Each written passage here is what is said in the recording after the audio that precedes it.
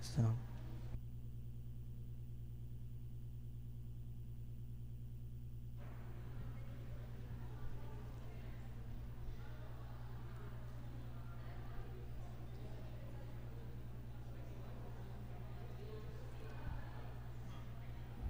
ayan, good morning po.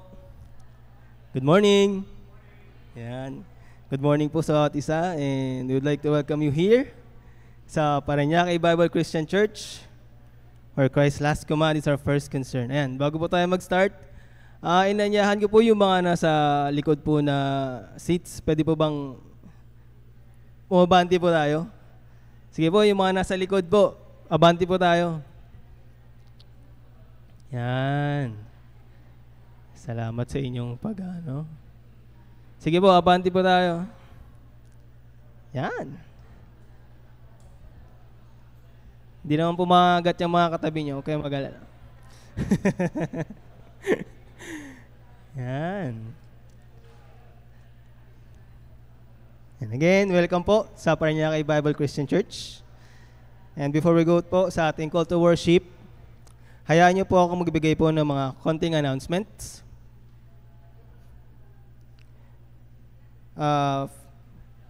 Una po sa ating announcement, yung ating weekly prayer meeting.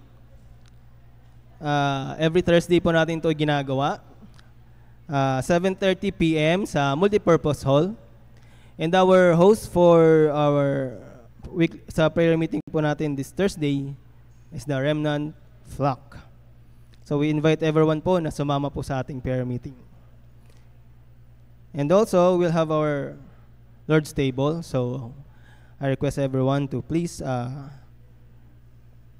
examine our hearts sa pag-join po natin sa ating Lord's table mamaya. And also, today po ang start po ng ating kids worship. Ayan. Mamaya po mag-start ito ng 3 p.m. at to 4:30 p.m. po. So inanyahan po namin yung inyong mga anak na sumama po dito sa ating kids worship mamaya. Dito po natin gagawin yan sa sanctuary. So we invite every kids na sumama mamaya. Ito ay 3 p.m. to 4:30 p.m. po. And also, meron po ba tayong guest? Ayun, meron akong isang guest dito. So as I call your name, please stand up po para ma-recognize namin kayo. Welcome to Sheila May Tafalia. Sheila May Tafalia. Ayan, welcome po sa PBCC. Yan. Yan. Kami ay nagagalak na nakasama ka namin ngayong umaga. Ayan, meron pa po ba akong nakalimutang guest? Or first time?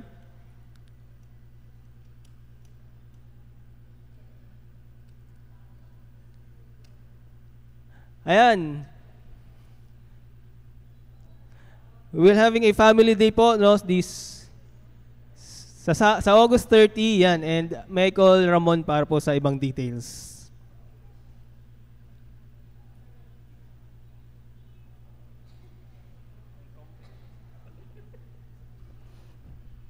Good morning, church. Yun po ulit, no? Magkakaroon po tayo ng family day this August 30. Yung magiging price po ng ating t-shirt ay bumaba na po. No, from 400 dati, yung sinabi ko. Ngayon, naging 250 na po, yung sa adult. Tapos yung sa mga bata po, gagawin po nating 200 pesos. Yan, so in-adjust na po natin para lahat po ay makasama. So ito pong gathering na ito po yung fellowship ng buong member ng PBCC family. Yan, gaganapin po siya sa Belvedere at 8 a.m. to 5 p.m. So meron po siyang lunch, merienda, and meron siyang breakfast. Diyan po, dito po, next week, ipapakita po namin yung printed na shirt natin. Ang gagamitin po natin dyan is yung parang pang sport na shirt. Dry fit, yan. Dry fit po para makagalaw po tayo ng kagustuhan natin, yan. So ito po, iba-iba pong games ang gagawin natin dyan. Meron pong palarong Pinoy, meron pong sports para sa mga kabataan. So magi-enjoy po kahit tayo ay medyo Alam niyo na po, at yung mga bata-bata, mag-enjoy ang isa't isa. So ito rin po, mamimit po natin yung mga ages. Di ba? Dati po, hindi po namimit ng mga kabataan yung mga ano natin, mga titas, titos. Ngayon, this time, no, bibinigyan tayo ng pagkakataon ng Panginoon na mag-meet. Yan, para ma-meet natin ma-break natin yung ages ng bawat miyembro ng PBCC. So yan. So ngayon po, ini-invite ulit namin po kayo. So magkakaroon po kami ng registration po ulit after the service. Palista lang po kayo, tapos yung size po ng inyong shirt na bibilihin. Tapos doon na po namin i-recognize kung kayo po ay adult at kung kayo po ay sa young. So yung adult po is 250, young is 200. So yan po. Maraming salamat po. Ayan. Exciting tong Family Day. Ay, magkakaroon daw po ng Zumba. Ayan, si Ramon daw po manguna ng Zumba. So, mag-alala. So, ayan. Bago po tayo sa ating call to worship verse. Our call to worship is found in 1 John 4, verse 7 to 10. And may request everyone to please stand up as we read the Word of God. 1 John 4, verse 7 to 10. Dear friends, let us love one another, for love comes from God. Everyone who loves has been born of God and knows God. Whoever does not love does not know God, because God is love. This is how God showed His love among us. He sent His one and only Son into the world that we might live through Him. This is love. Not that we love God, but that He loved us and sent His Son as an atoning sacrifice for our sins. Let us all pray. Panginoon na makapangyarihan sa lahat, kami muli, Panginoon, ay nagpapasalamat sa inyo sa panibagong umaga. Salamat, Lord, sa pagising sa amin. Salamat, Panginoon, sa pag-renew, Panginoon, ng aming kalakasan. Sa umagang ito, Panginoon, sa aming paglapit, Panginoon, sa inyong banal na presensya, nawa, Panginoon, yung aming papuri, yung mga sasambitin naming awitin, Panginoon, sa inyo. Nawa, Panginoon, ang maging kalugod-lugod, Panginoon, sa inyo. At aming panalangin, Panginoon, na may you cleanse us, Father. May you forgive us, Panginoon, sa aming mga kasalanan. As we approach, Father, your holy presence today. Lahat, Panginoon, ng pasasalamat ay sa inyo lamang po. Sa pangalan niyo ng Jesus. Amen.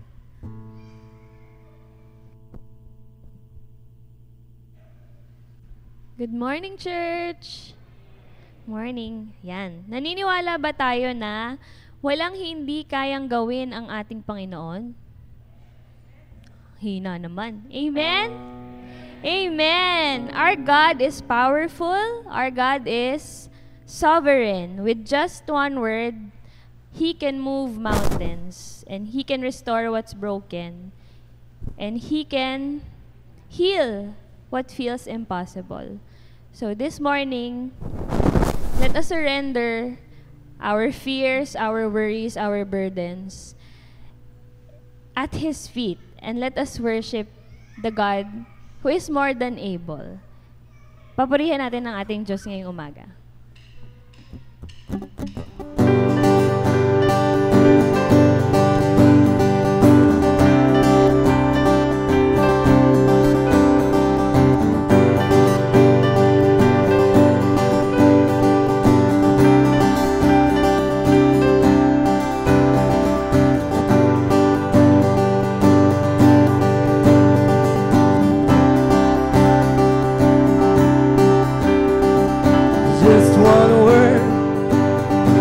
The storm that surrounds me. Just one word, the darkness has to retreat. Just one touch, I feel the presence of heaven. Just one touch, my eyes were open to see. My heart can't help but believe. There's nothing that a God can't do. There's not a mountain that He can't move. Oh, praise the name that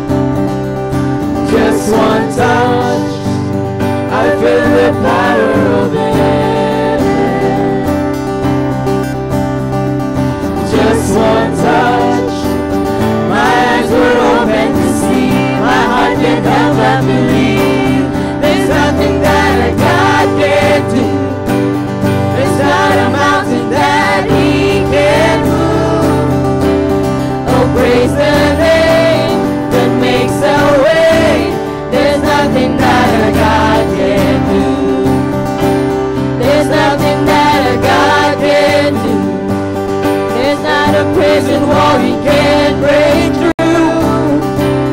Oh, praise the name that makes a way. There's nothing that our God can't do.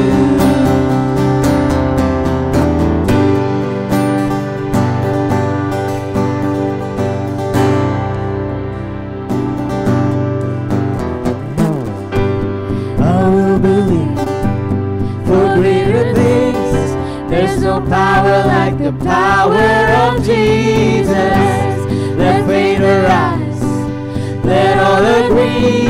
There's no power like the power of Jesus. I will believe for greater things. There's no power like the power of Jesus. Let faith arise, let all agree. There's no power like the power of Jesus. I will believe for greater things. There's no power like the power of Jesus. Let faith arise, let all agree. There's no power like His power. There's nothing that our God can do. There's not a mountain that He can move. Oh, praise the name that makes a way. There's nothing that our God can do.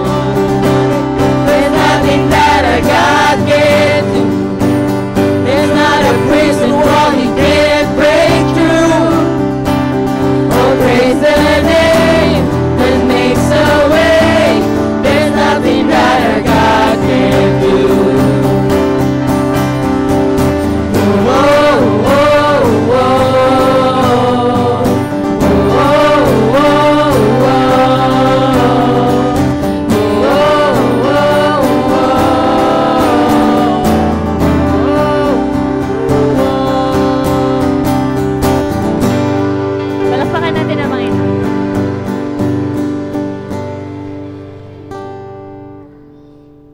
So, growing up, lagi kong naririnig yung saying na pinoproblema mo pa lang, may solusyon na ang Diyos. Narinig nyo na ba yung saying na yon? Ayan. So, di ba totoo yon? Because God is always at work, even in the moments when we feel like He is silent. But, as we sing our song today, itong next song, let's proclaim yung kung sino siya. He is our way maker, our miracle worker, our promise keeper, our light in the darkness. Let's continue to worship Him today.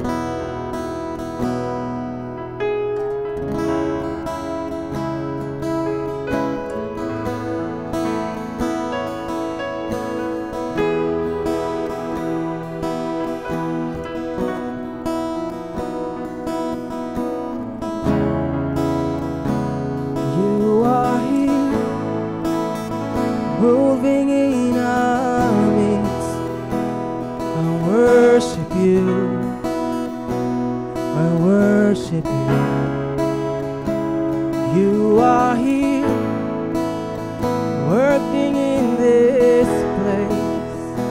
I worship you, I worship you. You are Waymaker, miracle worker, promise keeper, light in the darkness.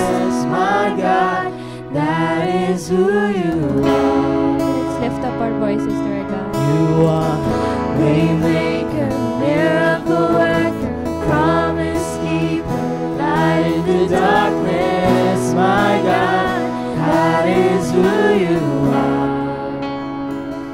You are here, touching every heart. I worship you, I worship you. You are here, healing every heart. I worship you, I worship you. You are here, turning lives around.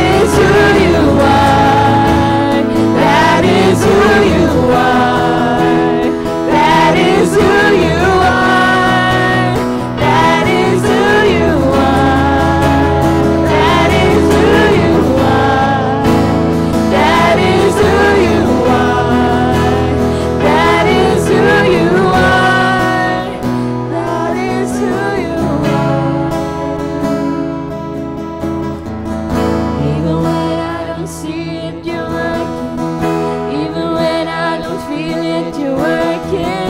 You never stop working. You never stop working. Even when I don't see it, you're working. Even when I don't feel it, you're working. You never stop working. You never stop working. Even when I don't see it, you're working. Even when I don't feel it, you're working. You never stop working. You never stop working. Even when I don't see it, you're working. Even when I don't feel it, you're working. You never stop working. You are waymaker, miracle worker, promise keeper, light in the darkness. My God, that is who you are. You are waymaker, miracle worker, promise keeper, light in the darkness. My God, that is who you are. That is who you are. That is who you are. That is who you are. That is who you are. That is who you are. That is who you are. That is who you are. That is who you are. You are waymaker, miracle worker, promise keeper, light in the darkness. My God, that is who you are. You are waymaker, miracle worker, promise keeper, light in the darkness. My God, that is who you are. There is salvation in the name of Jesus. There is forgiveness in the name of Jesus. There is power to heal, power to restore, power to redeem in the name of Jesus. We pray in the name of Jesus. We worship in the name of Jesus. And we live in the victory His name has secured. Amen ba? Amen. Jesus, Yeshua in Hebrew, means Yahweh saves. So isn't that such a beautiful name? The most beautiful name we'll ever know. So let's continue to lift up the most beautiful name today.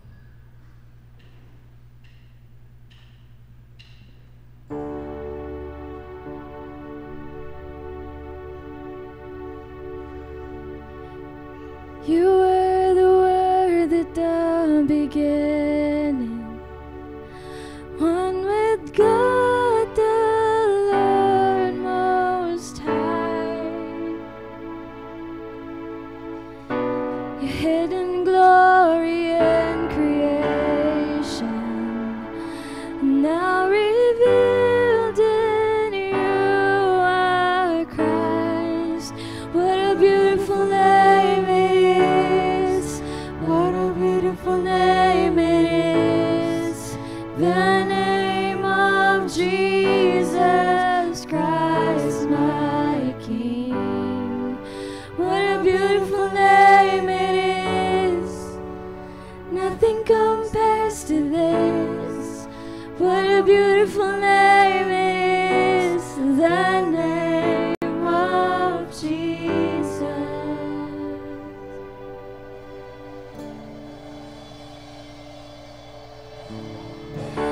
Didn't want heaven without us, so Jesus, you brought heaven down.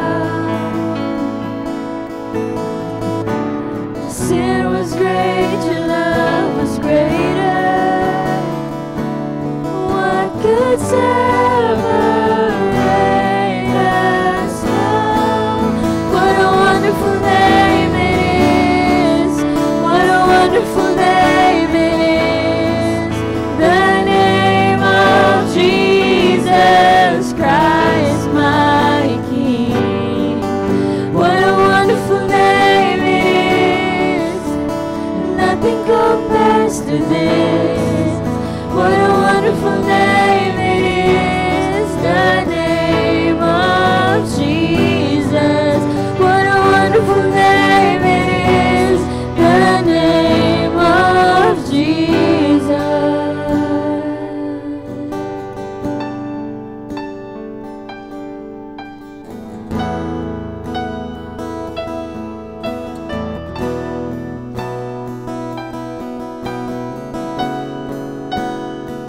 How sweet is your name, Lord. How good you are. I love to sing of your name, Lord. Love to sing who you are. Death could not hold you. The veil tore before you. You silenced the boast of sin and grave. The heavens are roaring the praise of your glory. For you are raised to life again. You have no rival. You have no equal. Now and forever, God, you reign. 'Cause yours is the kingdom, yours is the glory, yours is the name above all names. What a powerful name it is, what a powerful name it is, the name of Jesus Christ, my King. What a powerful name it is, nothing can stand against. What a powerful name it is, the name of Jesus. You have no rival, you have no equal, and now and forever, God, you reign. 'Cause yours is the kingdom, yours is the glory, yours is the name above all names. What a powerful name it is, what a powerful name it is, the name of Jesus Christ, my King. What a powerful name it is, nothing can stand against. What a powerful name it is, the name of Jesus. What a powerful name it is, the name of Jesus. What a powerful name it is, the name of Jesus. Panginoon, salamat sa kalayaan na binigay niyo sa amin na makapagpuri sa inyo. We give you back all the glory and the praise. This is our prayer in Jesus' name. Amen.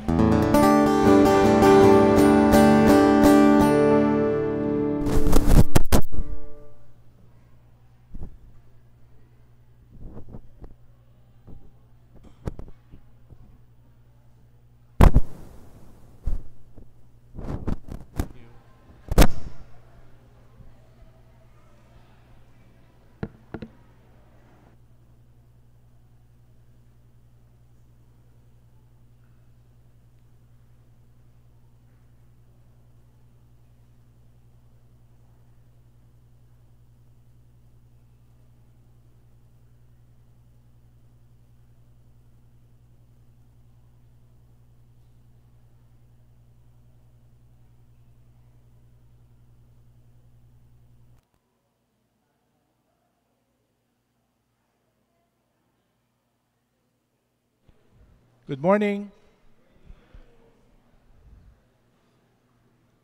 Kumusta po ang lahat?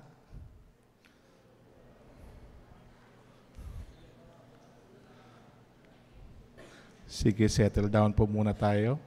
This morning po, we're going to continue po yung ating series on the book of Mark pa rin. Actually, yung book of Mark po natin ay aabutin po tayo hanggang next year.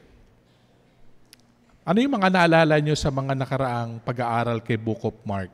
Sa Book of Mark? Meron ba kinaalala? Last week, ano yung message natin last week?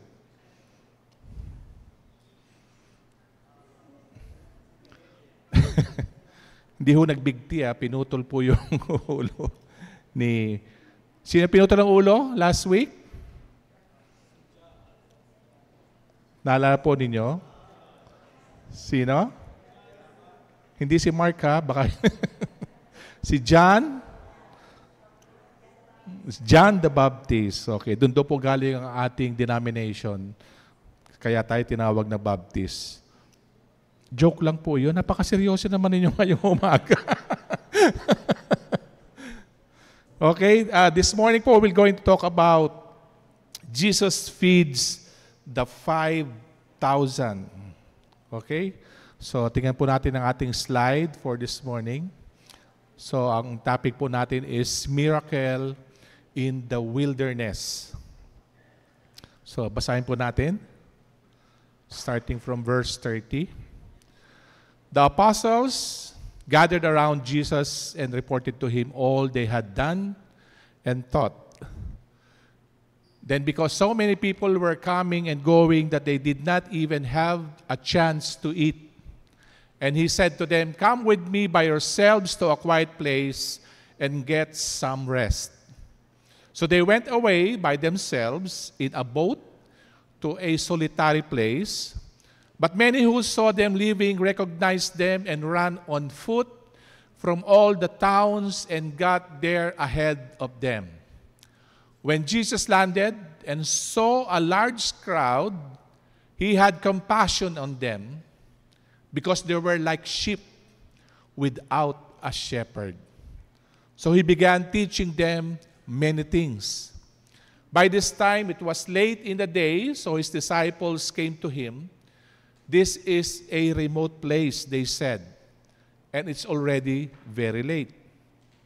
Send the people away so that they can go to the surrounding countryside and villages and buy themselves something to eat."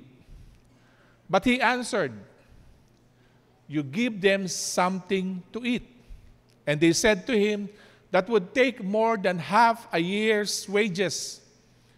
Are we to go and spend that much on bread and give it to them to eat?" "How many loaves do you have?" he asked. "Go and see." And when they found out, they said, 5 and 2 fish. Then Jesus directed them to have all the people sit down in groups on the green grass. So they sat down in groups of hundreds and 50s. Taking the 5 loaves and the 2 fish and looking up to heaven, he gave thanks and broke the loaves. Then he gave them to his disciples to distribute to the people. He also divided the 2 fish among them all. They all ate and were satisfied. And the disciples picked up 12 basketfuls of broken pieces of bread and fish. The number of men who had eaten was 5,000. Shall we pray? Father God, open up our eyes, our ears, and our heart as we listen, as we study your word this morning. This is our prayer in Jesus' name. Amen. Last week po we have discussed the death of John the Baptist. And this morning we're going to look at the miracle of Jesus. But looking at the text last week, tsaka po yung text natin this morning, there is a contrast between this dramatic feast. Ano po? Last week, a feast that hosted by Herod Agrippa. And a feast na mapag-aralan po natin mamaya, hosted by Jesus. A feast where food was prepared by the chef of Herod, while the other food was prepared by the Messiah. A feast that was entertained by exotic dancing, while the other is a feast where Jesus had an exposition about the truth of God. A feast highlighted by the execution of the man of God, and while the other one, no execution, only compassion by God. So ito yung before and after, no? Nung bago pumunta ang Panginoon, bago sila umalis, nagkaroon ng isang masamang pangyayari at yun nga po yung pagkapatay kay John the Baptist. So let's go to our main text. The apostle gathered around Jesus to report sa lahat po ng ginawa nila at tinuro. Then Jesus asked His disciples, let's go out. Diba, pag pagod ka sa ministry, gusto mo rin ng lumalabas ka. So, to relax. No? At sumakay ang Panginoon ng bangka, kasama ng mga disciples. But noong bumabiyahe na sila, maraming mga tao ang nakakita na paalis sila. At sila ay nagsuran sa Panginoon, nagtakbuhan. Since nakabangka lang sila Jesus, siguro yung iba, habang bumabiyahe yung bangka, bumabaybay naman sa gilid yung mga sumusunod sa Panginoon. At pagdating ng Panginoon doon sa lugar, nagulat na siya, ang dami ng tao na nag-aantay sa kanila. Why? Point number 1 is that Jesus showed compassion to the people.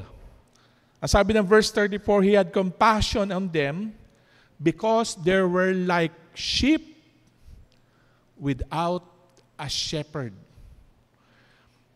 Jesus saw a sheep without a shepherd, mga ligaw na tupa, wanting to learn more about God. Alam nyo, in Ezekiel chapter 34, verse 23 to 24, ang sabi diyan, I will place over them one shepherd.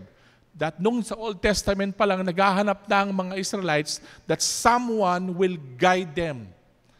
No? At dito sa Ezekiel, sabi niya, I will place over them one shepherd, my servant David, and he will tend them. Who will tend them and be their shepherd. And I, the Lord, will be their God, and my servant David will be my prince among them. I, the Lord, have spoken. Now, since the Old Testament, the Israelites are searching for a shepherd king, the one that will guide them. In the context po ng mensahe natin sa umagang ito, sa verse, many people are also lost. They are a sheep without a shepherd. They know that there is Jesus. Ano mga tao, di ba, na merong Jesus? But the question is, sino ba sa kanila si Jesus? They have no relationship. And that's the difference po natin, big difference po natin ngayon sa umagang ito. That is why sharing to people about Jesus is very important po. Religion will not save us. Yung pagiging Baptist natin will not going to save us. But only Jesus can save us.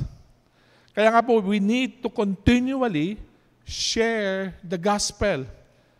Kagaya po ng, segue ako ng konti, ang gagawin natin mamaya sa kids worship. It's an outreach activity so that we can speak Jesus to them. So kung wala pa kayong gagawin mamaya and you want to bring your kids to the kids worship, you are very much welcome po. That will be 3 o'clock po ngayong hapon. I was announced last week na gagawin po natin yung sa multipurpose, but as of today po, there are at least 75, 80, tama ba? Teacher Cell, nandiyan ba siya? So sa ganung numbers na po tayo, 80 kids po yung darating mamaya. Wala pa roon yung mga nanay na kasama po nila. So if we continue to do this, God willing po, we can also reach out to the mothers of these children, to the fathers, so that we can introduce Jesus to them. Last May po of last year, paki-forward yung isang slide po. Meron po kaming tinatawag na Operation Christmas Child. Di ko alam kung narinig nyo na ito. Ginawa po namin to last May of last year sa REMPO, sa Rivers Edge Ministries, kung saan po yung dati naming simbahan. And we had a sponsor po for this. Balik lang po kayo. Ayan, okay. We had sponsor po. Ito po ay sponsored ni Franklin Graham. Ito po yung kanyang ministry. And ang ginagawa po nila, alam ko, mga third quarter of the year, nagbibigay sila ng mga shoe boxes sa mga simbahan, then nilalagyan nila ito ng mga regalo. Okay? At yung iba, hindi na minsan nakakalusot, nilalagyan nila ng $1, $5, $10. So may mga bata na nakakakuha ng dollars. So yan po yung mga pinamimigay nila. And every church na binibigyan po nito, binibigyan nila ng 100 boxes. So that's equivalent to 100 kids. No? At doon sa pagbibigay mo ng 100 boxes na yan, you need to disciple these kids for the next 12 days. So, very tiring, but very fulfilling. Ano po, na makita mo. And sa simbahan po namin, no? Ito po yung aming simbahan, pakita nga yan po. Ang aming pong simbahan sa Laguna is gawa sa kawayan. At yan po ay mag-isang ginawa ni Entot o ni Wilson. Siya po yung gumawa ng aming simbahan. Kinukuha niya yung kawayan sa ilog, hihilahin niya yon, at pagdating niya dito sa taas, bibiyakin niya yan at gagawin niyang dingding. Ang aming pong bubungan ay gawa sa lona. So iniisip mo na pagka na doon ka sa loob, habang umuulan sa labas, umuulan din sa loob kasi pinagpapawisan ka sa init. Ganun po yung aming simbahan. But we are not a big church. Ang building po namin, sabi ko nga, ay gawa sa kawayan, trapal na bubungan. At ang size po ng building na ito ay 3/4 lang ng size ng multipurpose. So imagine, paano namin na-cater yung 100 kids na yon. Nanghiram kami ng tent sa barangay, dinala namin sa labas ng simbahan at doon po kami nagmi-minister sa mga bata. And for the next 12 days, kailangan mo silang pakainin. So another problem na naman, no? So napakabuti ng Panginoon. We're seeing kanina, Jesus is the way maker. Alam nyo, mayroong mga tao nagbibigay ng pangsopas, yung mga ayuda nila, bibigay nila sa amin, Pastor, gamitin mo lang to para sa pagpapakain sa mga bata. Nagbibigay ng yung sopas, kahit paulit-ulit namin, niluluto yun. Wala nang magagawa kasi yun talaga yung pagkain na po pwede namin bigay, minsan champurado. And on the last day, ang aming graduation, napaka-espesyal sa mga bata yung spaghetti. Di ba? At nandoon si Jollibee. Ako po yun. Hindi, biro lang. But God is good. He provided po sa amin sa mga activity na to. Kaya we have that responsibility and the opportunity po to share Jesus. Kaya sabihan mo yung katabi mo. Share mo naman si Jesus. Di ba? Kung magchichismisan lang tayo, i-chismis na natin si Jesus. Di ba? Sino dito yung hindi mahilig sa chismis? Wala nagtataas ng kamay, hindi mahilig. O si Maan, hindi mahilig sa chismis si Maan. Di ba? So when Jesus saw the crowd, He started teaching again. No, katatapos lang niya magturo eh. Di ba? Kaya nga inaya niya yung mga disciples so that makapagpahinga siya.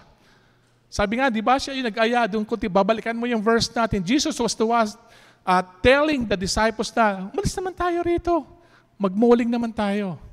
No? Kung merong muling man araw, but they went to a solitary place. They went to a remote place. Isang lugar na walang bahay siguro, isang lugar na walang tao so that they can rest.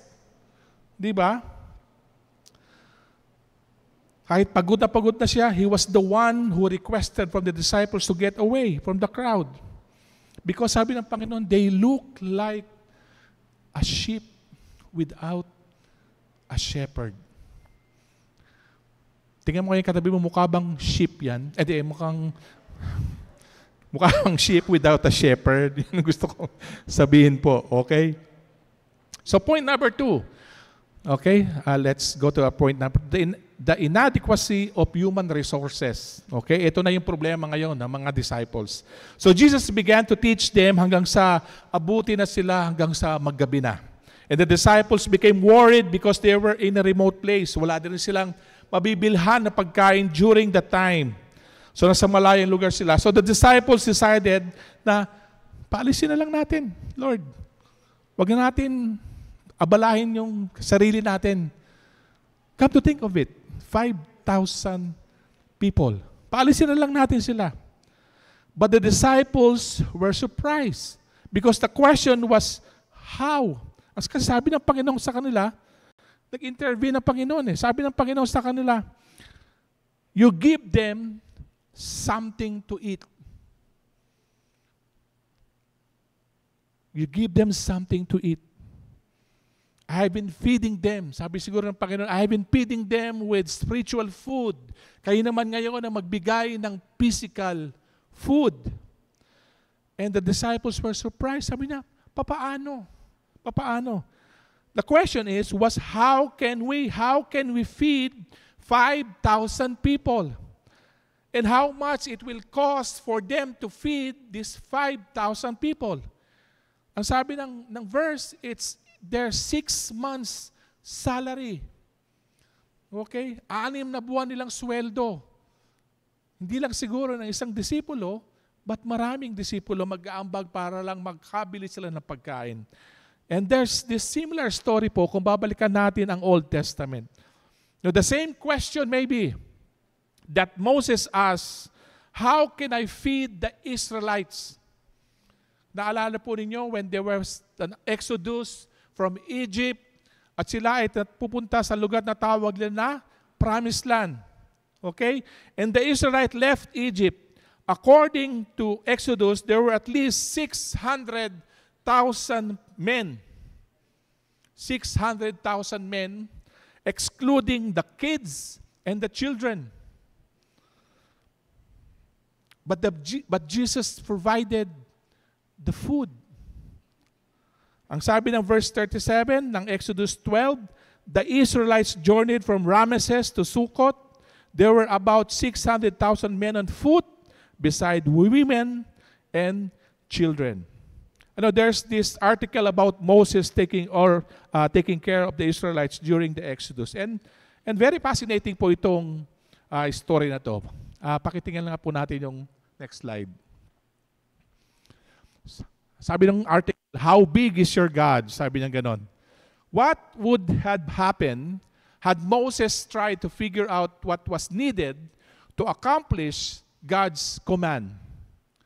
One of the biggest arithmetical miracles in the world was required in the desert. Moses led people of Israel into the desert. Now, what he was going to do with them?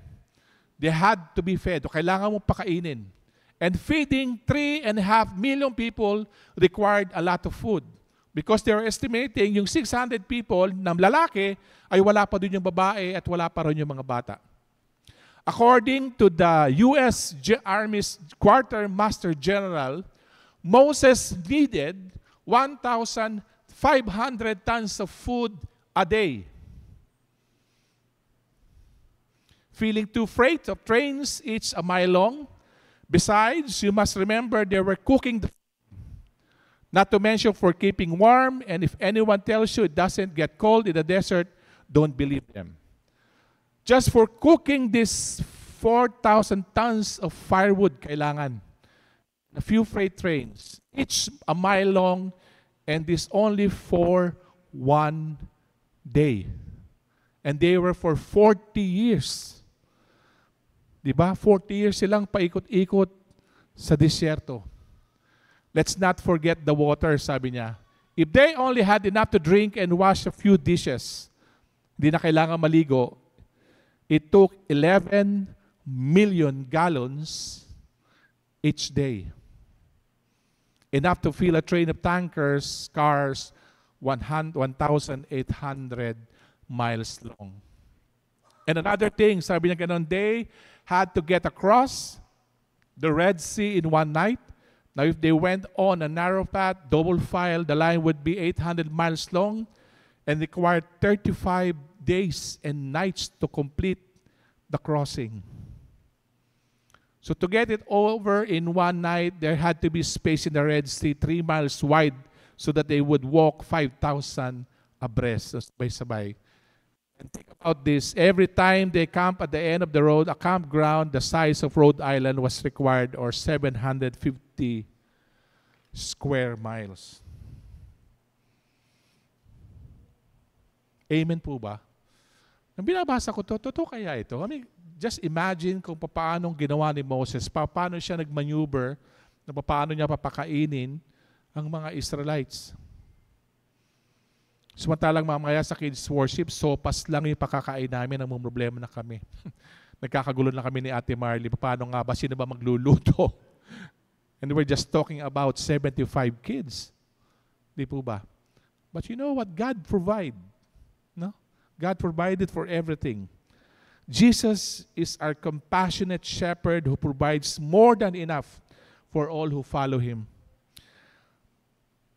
The disciples focus on what they lack. Shall we go and spend that much on bread? Ang tanong siguro ng disciples, saan kami kukuha ng pera to feed 5,000 people? But Jesus challenged them. Ang sabi ng Panginoon, you give them something to eat. You know what? Our limitations are opportunities for God to work. When we bring what little we have, the Lord multiplies it. I've been in the ministry po for almost 23, 24 years. And nabanggit ko na po sa inyo ito before. Kami ay kinukulang ba kami ng pera? Oo naman.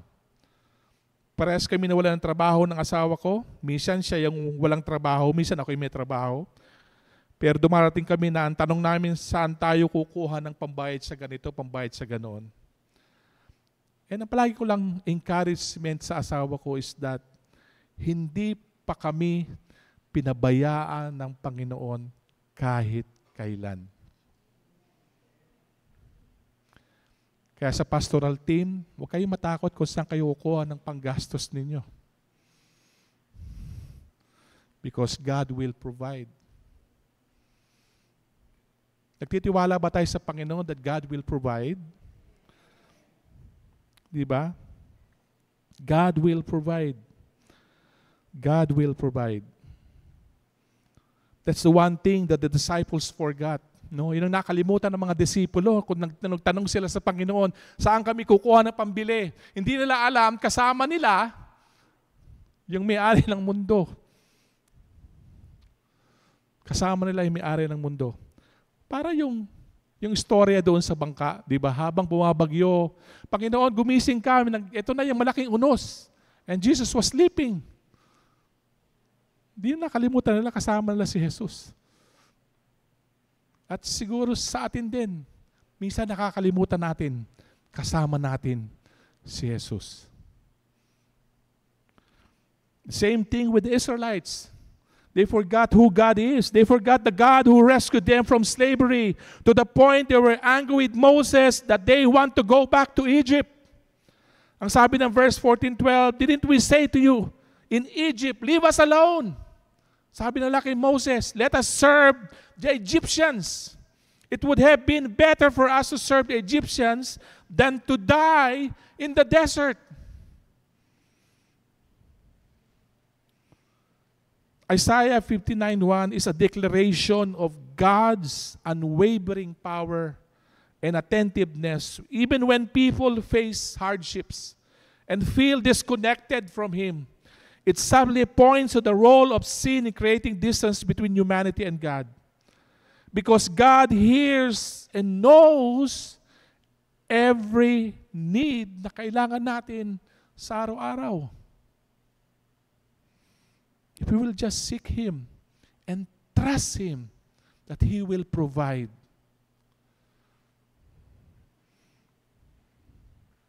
Kahit siguro sabihin mo, kailangan ko ng cellphone sa pag-aaral ko.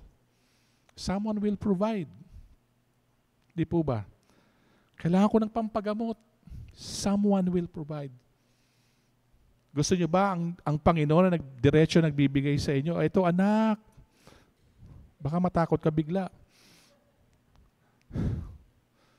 God will use someone to provide. And our third point po, the abundance of God's provision. Let me read this from verse 38. How many loaves do you have? He asks. Go and see. And when they found out, they said, 5 loaves and 2 fish. Then Jesus directed them to have all the people sit down in groups on the green grass. So they sat down in groups of hundreds and 50s, taking the 5 loaves and the 2 fish, and looking up to heaven, he gave thanks and broke the loaves. Then he gave them to his disciples to distribute to the people. He also divided the 2 fish among them all. And verse 42, there's this miracle in the wilderness. They all ate. Lahat sila nakakain. And were satisfied. And the disciples picked all 12 basketfuls of broken pieces of bread and fish. And the number of men who had eaten was 5,000. With 5 bread and 2 fishes, Jesus fed the 5,000 people. 5,000. How wonderful is that? Diba? I believe po mga kapatid that every day, there's a miracle. Naniniwala ba kayo sa milagro? Diba? Every day, there's a miracle. Every day, it's a miracle that you were with us today. Diba? Milagro na nandito kayo ngayon. Tingnan mo yung katabi mo. Diba? Milagro na nandiyan kayo ngayon. Nakagising kayo ngayon. Nakaligo kayo, nakalakad kayo, nakakain kayo, nakapunta kayo dito. That's a miracle. Kasi meron nang hindi gumising sa araw na to. Diba? It's a miracle na hindi nauubos ang isda sa dagat. It's a miracle na hindi nauubos ang prutas na kinakain natin. It's a miracle na hindi nauubos ang bigas sa palayan. It's a miracle na hindi nauubos ang ulam na nabibili natin sa araw-araw. If God can provide food to the 5,000 people, He can also provide for everyone of us. Ano nga ba ang mabigat na kailangan mo na hindi kayang ibigay ng isang malaking Diyos? Gaano ba kabigat ang problema mo na hindi kayang solusyonan ng Panginoon? Di ba yung saying na kung ang problema mo ay kasing laki ng barko, di ba? Ang solusyon ng Panginoon ay ano? Kasing laki ng dagat. Mas malaki pa ba sa barko yung problema mo? Baka problema mo yung katabi mo, tingnan mo, hindi kita problema. Imagine this. Next slide, please. There are 8.2 billion people as of today. Di ko alam kung may nanganak na kangina, baka nadagdagan na yun siya. Okay. If you're going to compute it, di ko alam, hindi ako mahusay sa math. We need at least 15 million tons of food every day. And 16 billion liters of potable water each day. So do you think God cannot provide your daily needs every day? He can. He can. He can.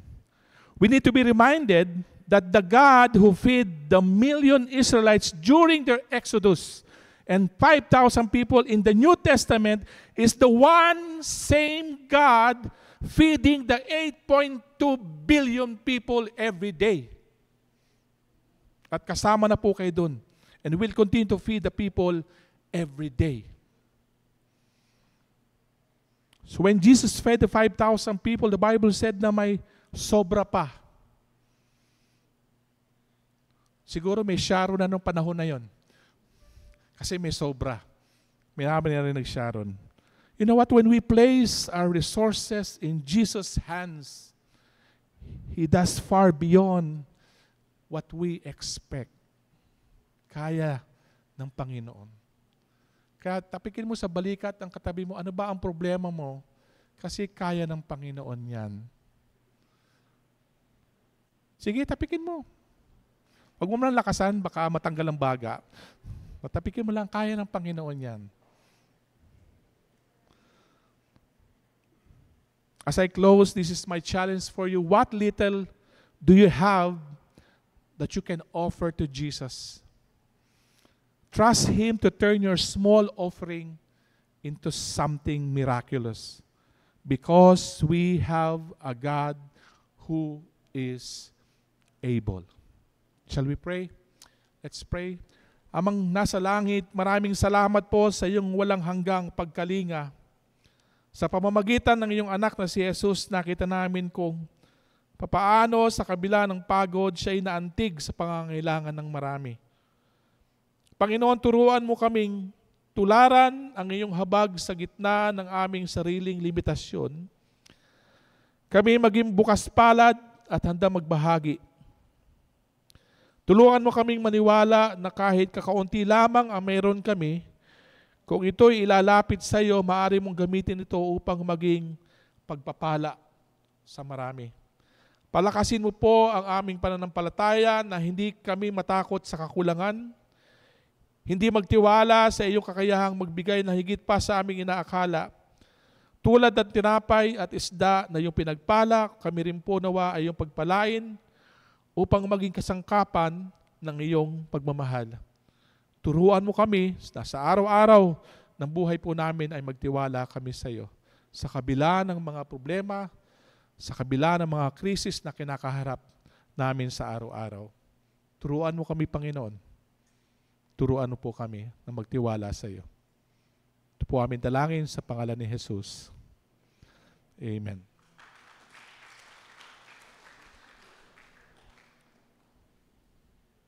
So today po is the first Sunday of the month at sabi nila malapit nang sumilip si Jose Marichan. So we shall call the deacons and the elders.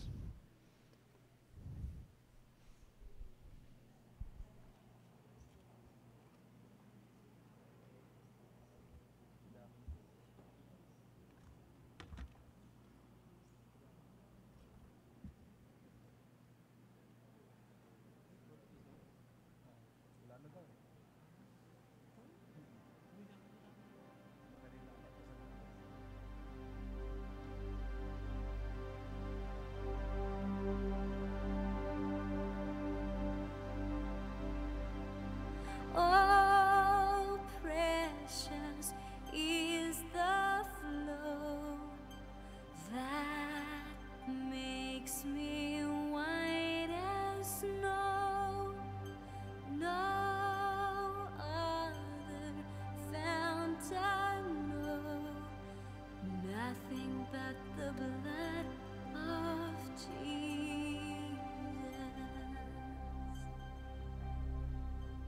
What can wash away my sin? Nothing but the blood of Jesus. What can make me whole again? Nothing but the blood of Jesus. Oh, precious is the flow that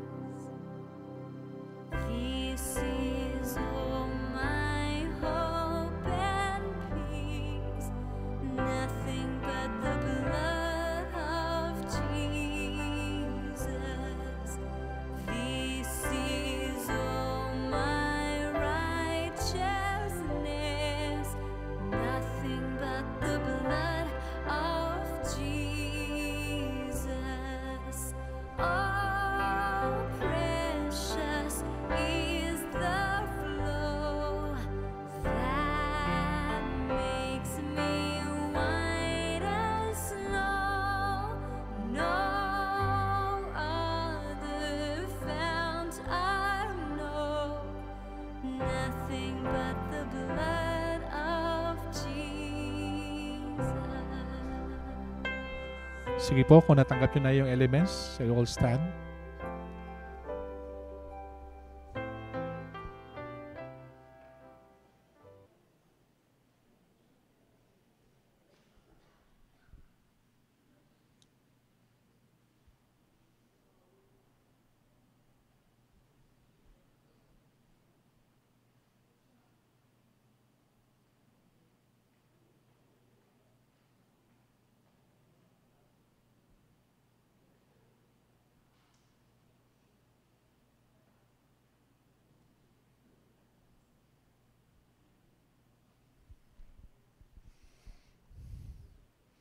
Let's just close our eyes and bow our heads and just thank the Lord for the past days, the past week.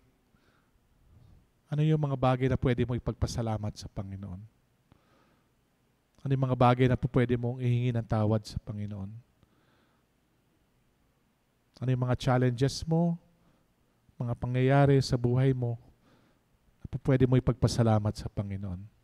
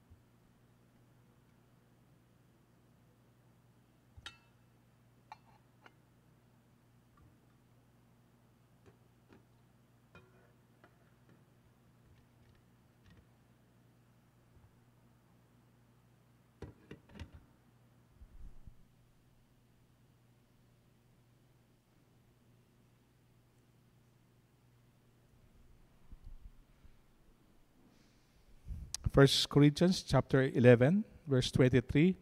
For I received from the Lord what I also pass on to you. The Lord Jesus, on the night he was betrayed, took bread, and when he had given thanks, he broke it and said that this is my body, which is for you. Do this in remembrance of me. Sabi-sabi po natin kainin ng bread.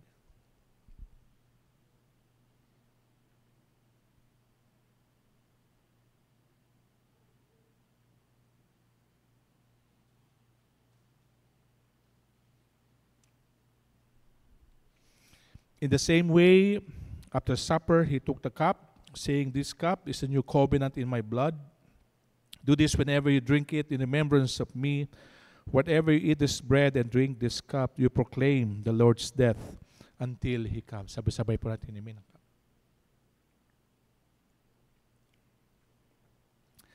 So then whoever eats the bread or drinks the cup of the Lord in an unworthy manner will be guilty of sinning against the body and the blood of the Lord. Everyone ought to examine themselves before they eat of the bread and drink from the cup. For those who eat and drink without discerning the body of Christ eat and drink judgment on themselves. That is why many of you are weak and sick, and a number of you have fallen asleep. Shall we pray? Father in heaven, we come before you with grateful hearts as we remember the sacrifice of your Son, Jesus Christ. As we partake of this bread and this cup, help us to reflect on the depth of your love and mercy. Cleanse our hearts, renew our minds, and draw us closer to you. May this sacred moment strengthen our faith, unite us as one body, and remind us to live in obedience and gratitude each day. In Jesus' name we pray. Amen. Sige po, makaupo na po tayo.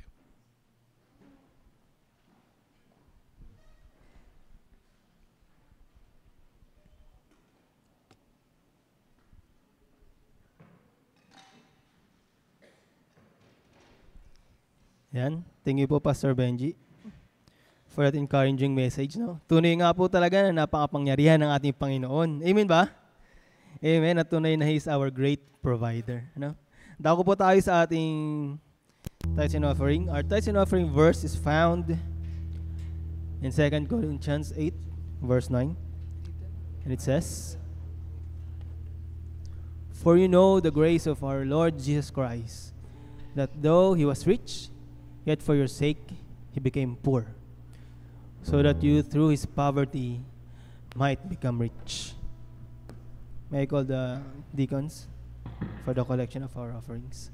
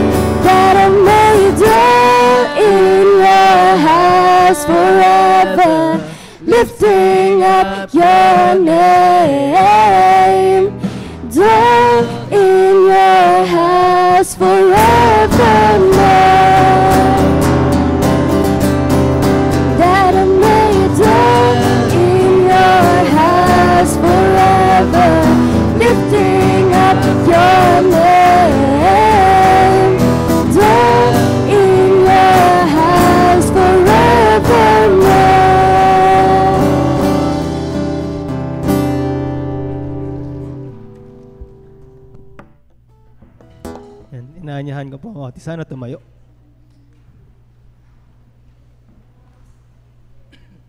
Tayo po'y manalangin. Panginoon, salamat po sa pang-araw-araw, Lord, na biyaya na natatanggap namin galing sa inyo. Salamat, Lord, sa magandang kalusugan, sa mga sa pangangatawan. Salamat, Panginoon, sa blessings, sa mga business, sa mga trabaho na meron kami. Salamat, Panginoon. Amin pong binabalik, Panginoon, ang mga ito. Nawa gamitin itong mga ikapu na ito, Panginoon, para, Panginoon, sa lalagahan na pa po ng inyong salita. Sa inyo po ang kapurihan at pasasalamat sa tanging pangalan ng Jesus. Amen.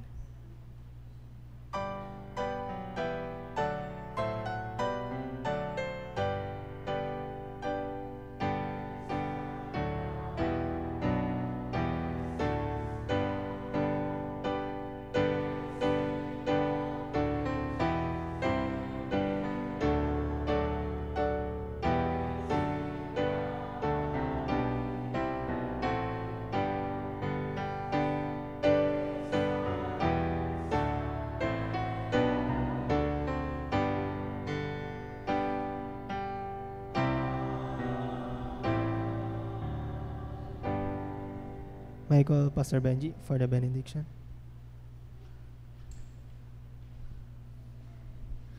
Thank you, Pastor Harold. Pwede yung balikan lang yung slides ng Family Day. For those na hindi po nakarating ng maaga, we'll have our Family Day on August 30. That will be on a Saturday po. Tama ba? May registration na dyan sa lobby? Youth? Meron na? Meron ng registration. Okay. May nagtatanong, sabi na 250 yung t-shirt. Tama ba? Adult, yes. 250 yung t-shirt sa adult. Yung adult po is 60 above. Okay, de biro lang. Yung 250 sa adult, tapos 200 sa youth. Kaya may nagtatanong, Pastor, masyadong mahal yung 250. Sabi ko, sige, gawin natin 150, pero tube na lang po yung bibigay sa inyo. Okay? I think that's more than enough po yung 250. That's very generous na po yun. Nakasama na po yung lunch. Tama ba? Kasama na yung lunch, merienda. Okay. Ang merienda po natin ay butong pakwan. Ang lunch, of course, magluluto po tayo ng magandang merienda. Okay? So huwag po kayong mabahala. At kung kayo nagda-diet, tamang-tama po yon sa araw na yon. But that will be on August 30, Saturday. Invited po lahat ng ng PBCC family. Okay, kung meron kayong mga kamag-anak na gusto nyong invite para sa event po na to, welcome na welcome po sila. So please register po doon sa likod. Hanapin nyo lang si Jules, yung gwapong gitarista po na kanina. Okay? Then mamaya po ang ating kids worship sa 3 p.m. po iyon. So if you want to bring your kids, mamaya po, welcome din po kayo. Dito po natin gagawin sa sanctuary mamaya. So maraming salamat po. Shall we all bow down our heads and close our eyes? As you go from this place, may you carry the compassion of Christ who saw the hungry and met their need. May you trust in the power of God who takes what seems small and multiplies it for His glory. May your hands be open to give, your heart be ready to serve, and your eyes see the crowd not as a burden but as a calling. Go in peace, knowing that the same Jesus who fed the multitudes will also sustain you, body, soul, and spirit. And may His love flow through you to feed a world in need. In the name of the Father, of the Son, and of the Holy Spirit. Amen and amen. God bless everyone. See you again next Sunday. There's nothing our God can do. There's not a mountain that He can move. Oh, praise the name that makes a way.